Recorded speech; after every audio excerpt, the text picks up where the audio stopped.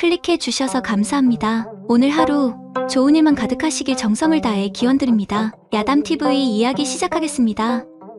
옛날 조선 땅에 어느 고을에 김태수라는 도련님이 살고 있었습니다. 그는 비록 양반과 자제였지만 어찌 된 일인지 번번이 과거에 낙방하고 서른이 다 되도록 장가도 가지 못한 채 집안의 골칫덩이로 전락하고 말았지요. 게다가 그에게는 버릇없는 여종 하나가 있었는데 그 이름이 바로 홍매였습니다. 홍매는 어릴 적부터 태수 도련님과 함께 자라온 탓에 태수를 그저 오라버니처럼 대했습니다. 남들은 깜짝 놀랄 만큼 천방지축에 할 말 못할 말 다 하는 여종이었지요. 홍매야, 물을 어디다 끼얹는 거냐? 허나 태수는 그런 홍매가 얄미우면서도 어쩐지 미워할 수만은 없었답니다. 그러던 어느 날 늦은 저녁, 여느 때처럼 태수는 책상에 앉아 지난 과거 시험 답안을 다시 살펴보고 있었는데 이렇다 할 성과 없이 세월만 보내는 자신을 보며 한숨을 푹 쉬었지요. 그때 갑자기 방문이 열리더니 홍매가 머리를 쏙 내밀고 말했습니다. 아이고, 도련님. 한숨은 금덩이 주워 삼킨 것 마냥 아주 그냥 속이 시원하신가 봅니다. 그렇게 푹푹 쉬다가는 듣는 사람까지 숨 막혀 죽겠시우. 아이고, 깜짝이야. 이놈아, 누가 너더러 내 방에 있으랬느냐? 너 같은 시끄러운 것이 옆에서 쫑알거리고 있으니 그리 눈에 들어올 리가 없지. 홍감에 씩 웃으며 말했습니다. 도련님, 소리가 크다고 글이 잘 외워지는 것도 아니고 한숨이 깊다고 답이 술술 나오는 것도 아니여유. 그리고유, 사내가 맨날 앉아서 글만 보면 아래 진액이 다 말라버린다던디유. 이래서야 시험은 고사하고 훗날 어느 댁 아씨의 밭을 갈아들일 수나 있겠시우. 홍매의 말이 얄밉지만 틀린 말은 아니라 도련님은 얼굴을 붉혔지요. 이거사, 그만하거라.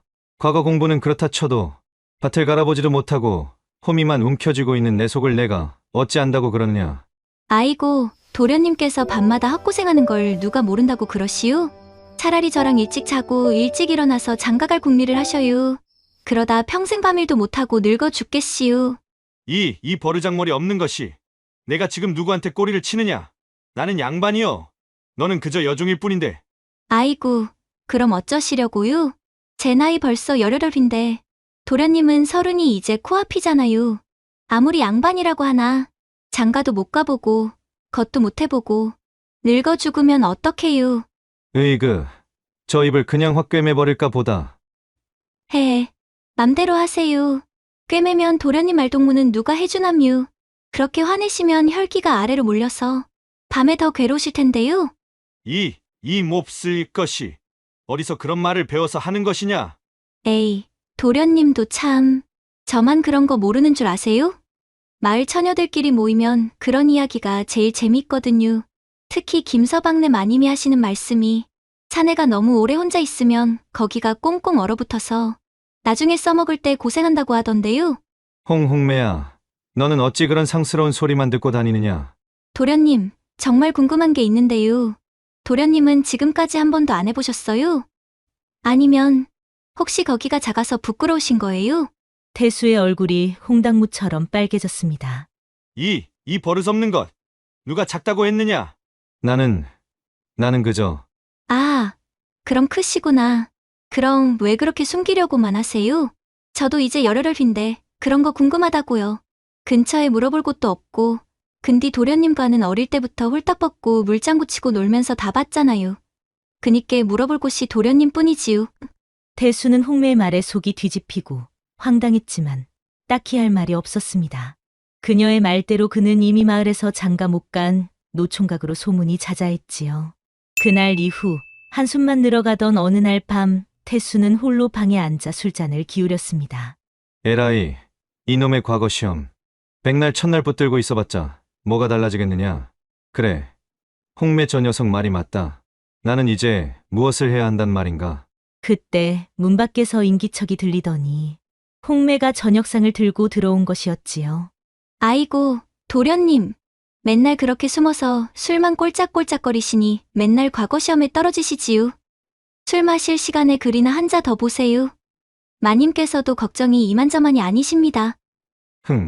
내가 뭘 안다고 떠드는 것이냐? 너는 평생 글 공부 한 번 해본 적도 없으면서. 저도 알 거 다 아는데요. 도련님, 밤마다 제 방 창문 앞에서 몰래 지켜보는 것 다 알고 있어요. 도련님은 화들짝 놀라며 홍매를 바라보았습니다. 얼굴이 토마토처럼 새빨개졌지요. 이 무슨 해괴망측한 소리냐? 헤, 도련님, 저에게 관심 있으시면서 왜 자꾸 아닌 척하세요? 저 다 알아요. 도련님도 사내이고 저도 여인이잖요. 그냥 편하게 말해보시라니까요. 태수가 붉어진 얼굴로 고개를 돌리며 버럭했습니다. 이 몹쓸 것 썩 나가거라. 홍매는 그런 태수의 모습이 우스운지 껄껄껄 웃으며 방을 나섰습니다.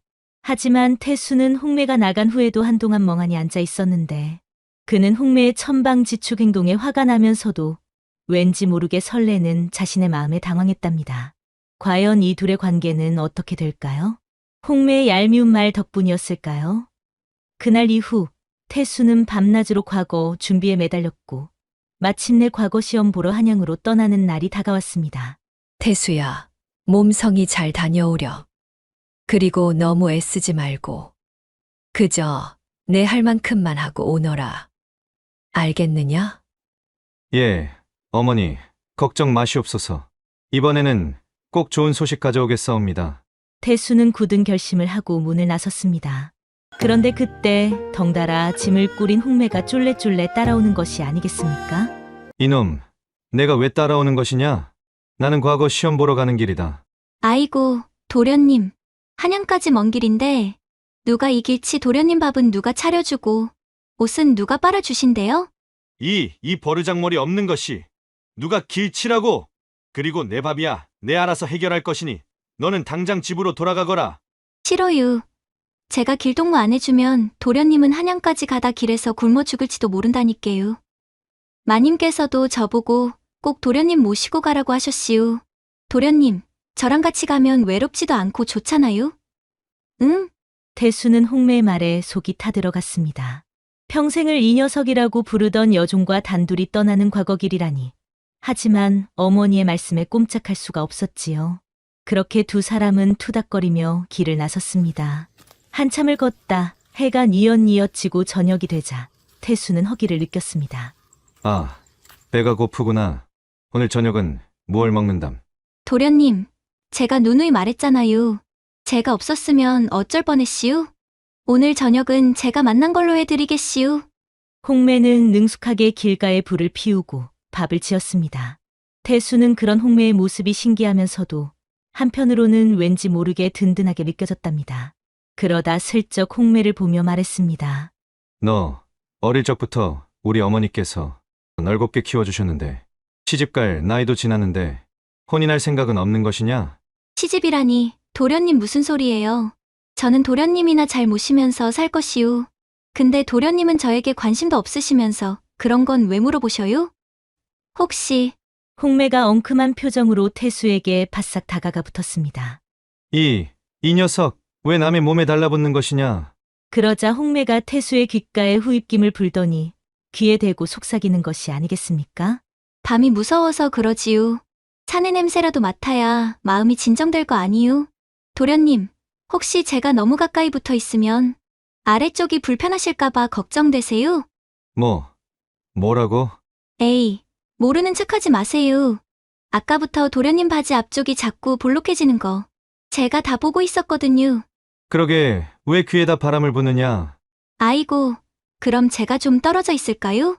아니면 도련님이 편하시게 제가 손으로 좀 도와드릴까요? 태수는 너무 놀라 벌떡 일어났습니다. 아니다. 그런 건 안 된다. 왜 안 되는데요? 도련님은 사내이고 저도 여자인데 서로 도와주면 좋잖아요? 제가 마을에서 들어보니까 사내들은 여자 손이 닿으면 더 시원하다던데요? 홍매야, 너는 정말 어디서 그런 이상한 소리를 다 듣고 다니는 것이냐? 도련님, 이상한 게 아니에요. 이건 자연스러운 거라고요. 꽃이 피면 나비가 찾아오고 꿀이 있으면 벌이 모여드는 것처럼 도련님 같은 건장한 사내가 있으면 저 같은 여자가 끌리는 게 당연하지요. 혹시 밤에 그것이 동하시거든 아시지요? 이놈이 청둥벌거숭이 같은 것이 밥을 똥구녕으로 먹었나? 왜 갑자기 여인 흉내를 내고 그러는 것이야? 에이 도련님, 이래봬도 마을에서 저 좋다고 따라댕기는 사내들이 얼마나 많은데요. 제가 엉덩이를 몇 번만 살랑살랑 흔들어도 그냥 넘어간다니까요.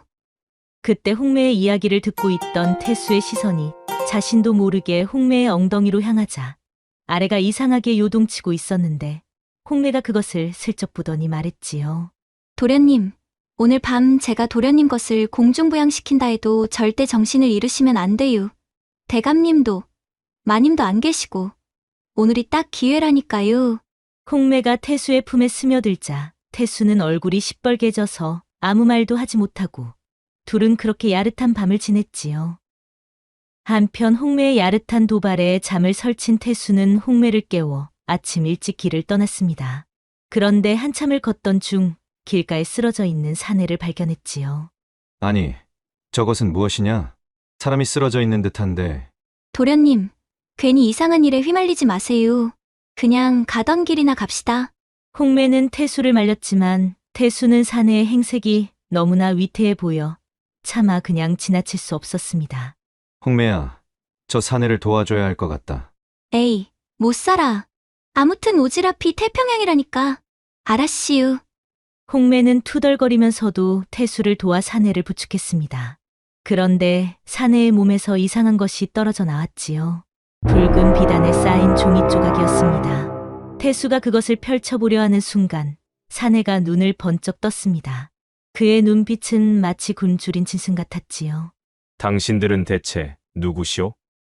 우린 그저 지나가는 나그네일 뿐이요. 당신이 길가에 쓰러져 있길래 도와준 것뿐이요. 우리가 당신을 구해주지 않았다면 지금쯤 당신은 저승길에 들어섰을 것이오. 그러니 감사하다고 말은 못할 망정. 눈을 부라리는 것은 예의가 아니지요. 홍매의 말에 사내는 잠시 멍하니 있다가 이내 껄껄껄 웃음을 터뜨렸습니다. 그 웃음 소리는 흡사 늑대의 울음소리처럼 섬뜩했지요. 하하하, 재미있는 여인이로구나? 내게 이런 말을 하는 이는 내가 처음이오. 그래, 날 구해줘서 고맙소. 그런데 혹시 내가 들고 있던 그 종이 조각은 어디 있소? 도련님은 깜짝 놀라 주머니를 뒤적였습니다. 그러나 아무리 찾아도 종이 조각은 보이지 않았지요. 아, 아까 분명히 여기에 있었는데. 홍매가 고개를 갸웃거리며 말했습니다. 아까 저 사내가 쥐고 있던 건 말이지요. 내가 도련님을 도와 사내를 일으키는 사이 바람에 날아가 버린 것 같네요. 무엇이라? 바람에 날아갔다고? 이 여인네가 지금 날 속이는 것이냐? 사내는 홍매의 말을 믿지 않는 듯 날카로운 눈빛으로 홍매를 쏘아보았습니다. 태수는 그런 사내의 모습에 뭔가 심상치 않음을 느꼈지만 해가 저물자 숲속에서 발견한 오두막 밖에서 잠을 청하기로 했는데 사내는 종이 조각을 찾겠다며 숲속으로 들어갔고 두 사람은 오두막에서 잠을 청하게 되었습니다. 홍매야, 아무래도 저 사내는 보통 사람이 아닌 것 같다. 조심해야 할 것 같구나. 도련님, 걱정 마세요. 제가 누군데요? 저 홍매의 엉덩이는 돌을 찌는 것만큼 단단하니 염려 마세요. 홍매의 말에 도련님은 실소를 금치 못했습니다. 그리고는 홍매를 보며 속으로 생각했지요. 저렇게 해맑은 얼굴로 저런 말을 하다니. 아무튼 못 말리는 여종이야. 그런데 새벽녘 갑자기 오두막 문이 쿵 하고 열리는 소리가 들리더니 동시에 날카로운 목소리가 들려왔지요. 이봐라! 종이 조각을 내놓아라! 그렇지 않으면 너희를 모두 베어버릴 것이다! 태수와 홍매는 화들짝 놀라 일어났습니다. 오두막 앞에는 검은 옷을 입은 사내들이 겹겹이 에워싸고 있었지요. 태수는 두려움에 몸이 덜덜 떨렸지만 옆에 있던 홍매는 오히려 당당하게 소리쳤습니다. 아이고, 이게 무슨 꼬라지요? 해 뜨기 전에 닭 쫓던 개처럼 왜 썽을 내고 그러시우? 당신들이 누군지 모르겠지만 당신들한테 줄 종이 조각은 없시우. 홍매의 당돌한 대답에 검은 옷을 입은 사내들 중 우두머리인 듯한 사내가 앞으로 나서며 말했지요. 이 몹쓸 계집이! 감히 우리에게 거짓을 구하는 것이냐? 내 목숨을 아끼려거든 종이 조각을 내놓아라! 거짓말이라니. 거짓말은 당신들이 하는 것 같네요. 우리가 그 종이 조각을 봤다고 말한다면 도련님과 나는 그냥 죽임당할 거 아니유? 당신들이 원하는 것을 말해주고 우리를 놓아줄 거라는 말은 믿을 수 없네요. 그때 어디선가 돌멩이 하나가 날아와 사내의 이마에 정확히 맞았습니다. 그리고 어둠 속에서 누군가의 목소리가 들려왔지요. 어이, 내 놈들은 뭔데 남의 집 문을 이렇게 함부로 열고 들어와 협박질이냐? 검은 옷을 입은 사내들이 잠시 혼란에 빠지며 소리가 났던 곳으로 달려가자 그 틈을 타 태수와 홍매는 오두막 뒤편으로 달아났지요. 그런데 그들이 오두막을 빠져나온 후 조금 시간이 지나자 아까 그 수상한 사내가 태수와 홍매를 기다리고 있었습니다. 이리 오시오. 빨리. 내가 아까 당신들에게 말 못한 것이 있어. 당신들을 구해주기로 한 것이니 일단 나를 따라오시오. 태수와 홍매는 그를 따라 숲속 깊은 곳으로 들어갔습니다. 그가 그들을 데려간 곳은 숲속 깊은 곳에 숨겨진 비밀스러운 동굴이었지요. 그 종이 조각 나에게 넘기시오. 그러면 내가 당신들에게 필요한 정보를 주겠소. 태수와 홍매는 사내를 믿어야 할지 아니면 경계해야 할지 몰라 잔뜩 긴장했는데 사내는 그들에게 따뜻한 차 한 잔을 내밀며 조용히 말했습니다. 자, 일단 이 차를 마시시오. 몸을 녹이고 나면 이야기가 훨씬 잘 통할 것이니. 고맙소. 그런데 대체 그 종이 조각이 무엇이길래 당신도 그토록 쫓고 그 검은 옷 사내들도 쫓는 것이오? 하, 그것은 아주 귀한 것이오. 이 나라의 운명을 뒤바꿀 수도 있는 아주 중요한 비밀이 담긴 것이지. 아니, 그래서 그 비밀이 뭔디유? 우리는 그냥 길을 가다 우연히 그 종이 조각을 본 것뿐이여유. 당신 말대로 그 종이 조각은 바람에 날려간 것 같다니께유. 사내는 홍매의 당돌한 말에 껄껄 웃었습니다. 그러고는 그녀의 눈을 똑바로 보며 말했지요. 재미있는 여인이로구나. 그 종이 조각은 분명히 당신이 가지고 있어. 아까 당신이 나를 일으키려 할 때 내가 슬쩍 당신 옷고름에 넣어두었으니. 사내의 말에 도태수와 홍매는 깜짝 놀라 서로를 바라보았습니다. 홍매는 자신의 옷고름을 뒤적였고 아니나 다를까 붉은 비단에 쌓인 종이 조각이 그곳에 들어 있었지요. 홍매는 잠시 당황하는 듯 하더니 이내 표정을 바꾸었습니다. 도련님, 제가 알아서 해결할 테니 걱정 마세요. 홍매는 태연하게 종이 조각을 꺼내 사내에게 내밀었습니다. 자, 여기요. 당신이 찾는 게 이거 맞지요? 역시 똑똑한 여인이군. 그 검은 옷 사내들은 이 종이 조각을 해독할 수 있는 차를 찾고 있어. 헌데 그 종이 조각에 적힌 글은 이 세상 그 누구도 읽을 수 없게끔 만들어져 있지. 오직 이 세상에 단 한 명뿐인 비밀의 글자를 해독할 수 있는 자만이 읽을 수 있어. 그리고 그 유일한 자가 바로 당신이오. 사내의 충격적인 말에 태수는 입을 쩍 벌렸습니다. 그런데 홍매는 마치 무언가를 알고 있다는 듯 고개를 끄덕이며 차분하게 말했지요. 네, 그럴 줄 알았시오. 내가 도련님을 따라온 것도 이 종이 조각 때문이었거든요. 아, 아니. 홍매야, 그게 대체 무슨 소리냐? 아주 비밀스러운 일을 하는 사람이거든요. 제가 도련님과 함께 한양까지 가는 이유는 바로 이 종이 조각에 있는 비밀을 도련님께 알려드리기 위해서요. 태수는 홍매의 말에 정신을 차릴 수가 없었습니다. 평생 자신을 귀찮게 하던 얄미운 여종이 사실은 엄청난 비밀을 간직한 인물이었다니. 홍매야, 내가 대체 누군지, 왜 나와 함께 이 길을 떠난 것인지 모든 것을 솔직하게 말해주겠느냐? 홍매는 잠시 망설이는 듯 하더니 이내 결심한 듯 입을 열었습니다. 알았시오, 도련님. 사실 저는 왕실의 의금부 소속이유. 그 검은 옷사내들은 이 나라를 뒤엎으려는 역적들이고 그들은 바로 이 종이 조각에 적힌 비밀을 이용해 이 나라를 혼란에 빠뜨리려고 해요. 그리고 그 종이 조각에 적힌 비밀은 바로 도련님과 관계가 있시오. 홍매의 충격적인 고백에 태수는 멍하니 서 있을 수밖에 없었습니다. 자신과 이 종이 조각이 대체 무슨 상관이 있다는 것일까요? 그는 불안한 눈빛으로 홍매를 바라보았지요. 홍매야, 그게 대체 무슨 말이냐? 도련님, 잠시 눈을 감아보세요. 태수가 눈을 감자 홍매는 종이 조각을 태수의 이마에 살짝 얹었지요. 그러자 놀랍게도 종이 조각에서 푸른빛이 흘러나오며 태수의 몸속으로 스며드는 게 아니겠습니까? 태수는 순간 머리가 띵하며 아득해지는 것을 느꼈고 그 순간 그의 머릿속에 알 수 없는 글자들이 번개처럼 스쳐 지나갔지요. 아, 이것은 보셨지요? 그 종이 조각에 적힌 비밀이 바로 도련님의 몸에 있었던 것이요. 그 비밀의 글자는 오직 도련님의 기운이 닿아야만 해독될 수 있도록 만들어졌거든요. 역시 역시 내 짐작이 맞았군. 그 종이 조각은 바로 이 나라의 천하비기요. 이 나라의 산천과 기운, 그리고 숨겨진 보물이 어디에 있는지 기록해둔 비서지. 그리고 이 비밀을 지키는 가문이 있었으니 바로 이 나라를 건국한 개국공신들의 후예들이오. 사내의 말에 태수는 눈을 동그랗게 뜨며 물었습니다. 그것이 대체 나와 무슨 상관이 있다는 것이오? 아직도 모르겠소? 이 나라에서 가장 오래된 가문 중 하나인 안동 김씨가 바로 당신의 가문이오. 당신의 선조들은 대대로 이 비밀을 지켜왔소. 그런데 당신의 아버지께서 그 비밀이 담긴 종이 조각을 잃어버리셨지. 그리고 이 여인은 그 비밀을 지키기 위해 오래전에 당신 가문으로 들어간 비밀정보 조직 소속이었던 자의 딸이오. 그녀의 아비가 죽자 홍매는 대를 이어 그것을 지켜오고 있었소. 태수는 충격에 입을 쩍 벌렸습니다. 평생 자신을 귀찮게 하던 얄미운 여종이 사실은 가문의 비밀을 지키기 위해 파견된 요원이었다니. 일단 이제 나머지 이야기는 당신 여종과 하시오. 나는 잠시 주위를 둘러보고 오겠소. 마시우, 도련님.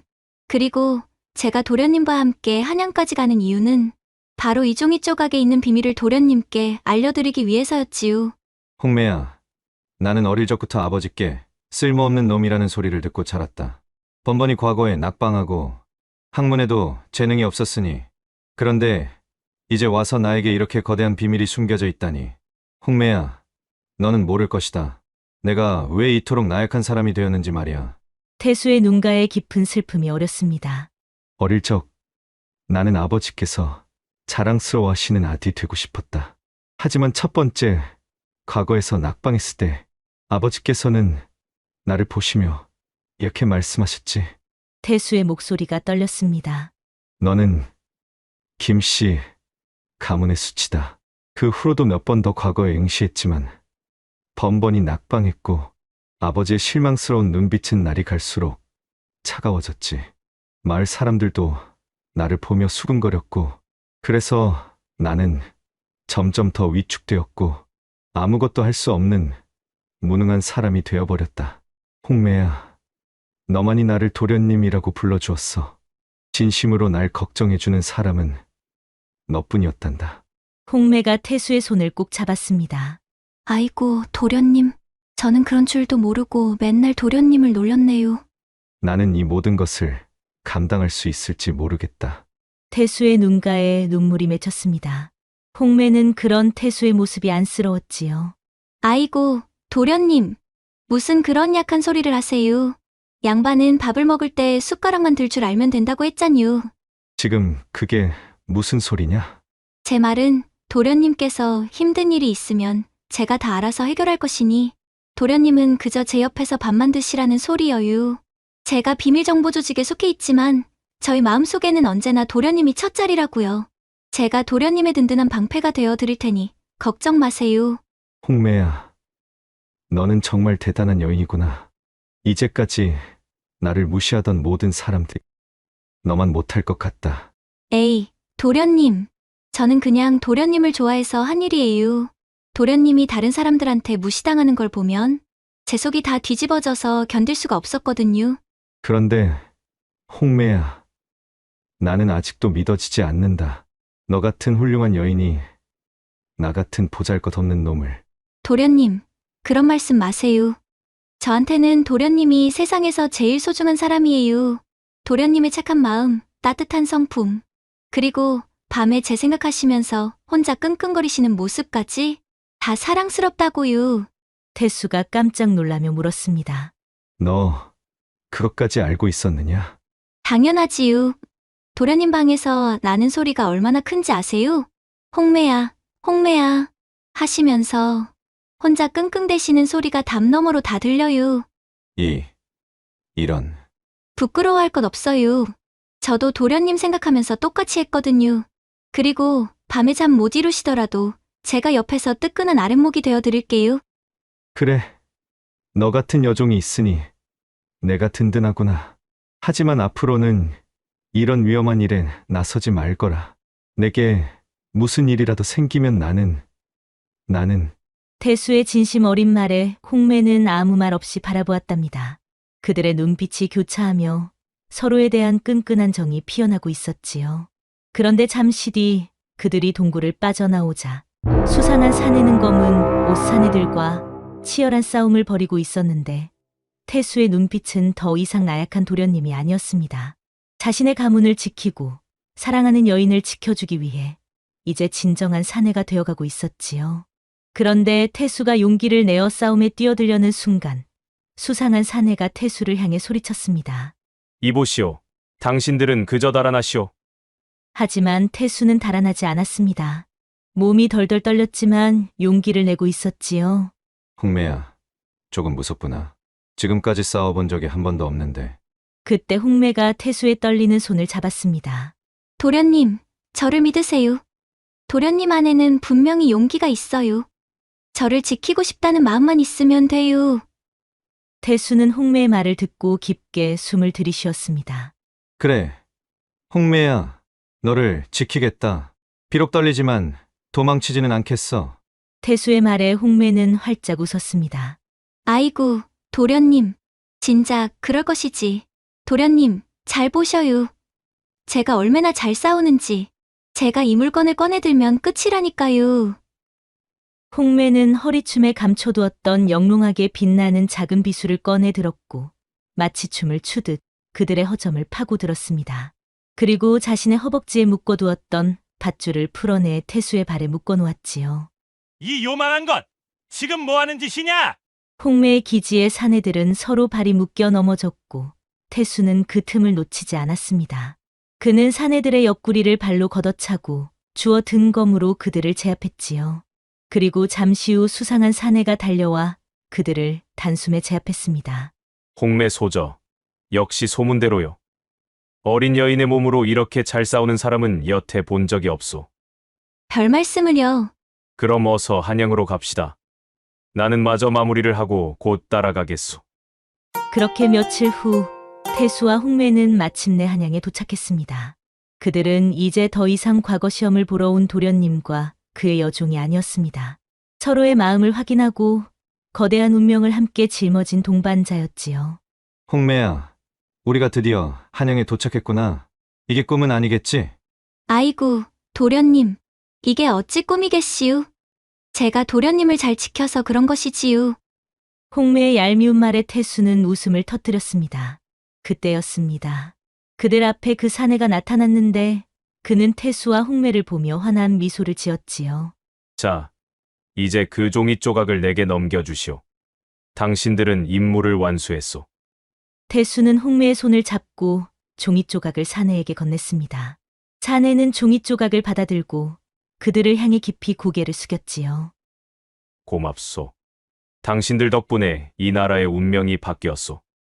나는 이제 내 역할이 끝났으니 다시 내 길을 떠나겠소. 참, 태수도령, 홍매 소저처럼 멋진 여인과 연인이 되었으니 참 부럽소. 두 분의 혼례날에는 꼭 찾아가겠소. 사내가 사라진 후 태수는 홍매의 손을 잡고 조용히 물었습니다. 홍매야, 이제 모든 것이 끝났으니 너는 다시 의금부로 돌아가는 것이냐? 아니 돼요, 도련님. 저는 그냥 도련님 옆에 있고 싶네요. 태수는 홍매를 품에 안고 조심스럽게 물었습니다. 홍매야, 나는 평생 너를 날 귀찮게만 하던 얄미운 여종으로만 알았는데. 그때 홍매가 도련님의 입술에 손가락을 가져다 대며 말했습니다. 아이고, 도련님. 제가 누구겠시우. 저는 아주 어릴 때부터 도련님을 사모하고 있었시우. 사실 저에게도 말씀드리지 못한 이야기가 있어요. 홍매의 목소리가 갑자기 어두워졌습니다. 저는 원래 김씨의 가문의 종이 아니었지요. 제 아버지는 선왕을 모시던 내금이었고 어머니는 궁에서 침선비였답니다. 그런데 어느 날 밤 반정이 일어났어요. 아버지는 선왕을 지키다가 칼에 맞아 돌아가셨고 어머니는 저를 데리고 도망치다가 홍매의 눈에서 눈물이 흘렀습니다. 어머니도 화살에 맞아 돌아가셨지요. 그때 제 나이가 겨우 7살이었어요. 그 후 저를 거둬주신 분이 비밀 조직의 우두머리셨고 그분이 바로 도련님 가문의 비밀을 지키기 위해 파견된 돌아가시기 전까지 도련님 댁에서 하인으로 계셨던 양아버지셨지요. 저는 그분 밑에서 자라면서 복수를 다짐했지요. 언젠가는 아버지와 어머니의 원수를 갚고 도련님의 능력을 지켜드려야겠다고. 그런데 도련님 댁에서 도련님과 지내면서 제 마음이 변하기 시작했어요. 그냥 도련님과 함께 평범하게 살고 싶어졌거든요. 태수가 홍매를 바라보며 말했습니다. 홍매야, 너도 나만큼이나 아픈 과거가 있었구나. 우리 둘 다 상처받은 사람들이었던 거야. 그래서 도련님을 위해 목숨을 걸고 이 모든 일에 나선 것이지요. 도련님께서 저희 밭을 일궈주시는 꿈을 꾼 지가 꽤 되었지요. 제가 이번 일에 뛰어들면서 위쪽 어르신들께 약속받은 게 하나 있시오. 이번 일만 성공하면 그냥 평범하게 도련님 댁에서 여종으로 살게 해달라고 했지요.